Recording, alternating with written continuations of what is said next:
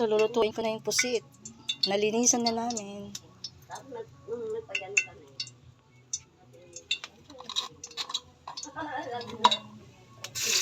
Ay, hindi sanay sa magluto sa kahoy.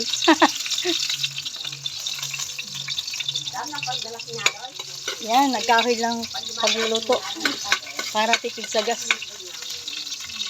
Ang ganda ng kahoy. Maganda. Madaling magsiga. Lulutuin ko muna yung pusit. Yan. Yun lang, mahirap mag tsadyahin na lang. Mabilis maluto. Tapos, lalagay na. Huwag mo na. Yung pusit. Sabi eh. Kala mo, hindi ko marunong magluto. Hindi ako eksperto magluto ata sa kahoy. Kasi, Puro gas kami, puro gas kasi. Ano, lalagay na ba yung ano? Lalagay na ba yung puset? Kala mo, hindi walang pang asawa eh, no? Ano ba yan? Naninibago ako sa ano? Sa kahoy. Lakas kasi, hindi mo matansya kung hindi mahinaan yung apoy. Ay, lalagay na. Okay na po to? ha?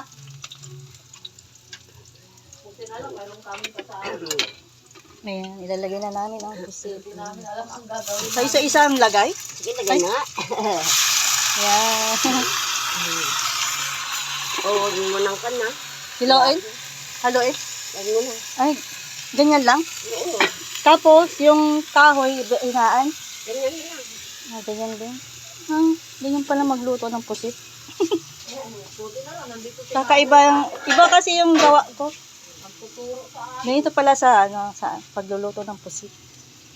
Huwag mo nang haluin daw. Dito kami nagluto sa kahoy. Ayan, ang daming kahoy. Maganda yung kahoy, pine tree daw yung pine tree. Haluin ko, be. Haluin ko na? Ayan, haluin na daw. Iluluto ko muna to. At dadalhin ko sa Cavite. 2 kilong pusit. Dinagdagan kami. Ang dami. Ang dami ng 2 kilo. Bigat. Lutuin ko muna saglit. Yan.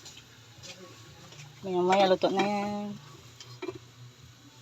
Masarap na yan mamaya. Dapat din na lang sa Papakin ko muna mamaya isa. Tikman ko. Dapat din na lang sa kasarola na. Ay, oo. Ay, pwede na lang siguro. Kasya naman. Yan. Malapit na maluto. Thanks for watching. Alam mo yung ganito? Opo. Tinulungan kami ni nanay magluto. Yan.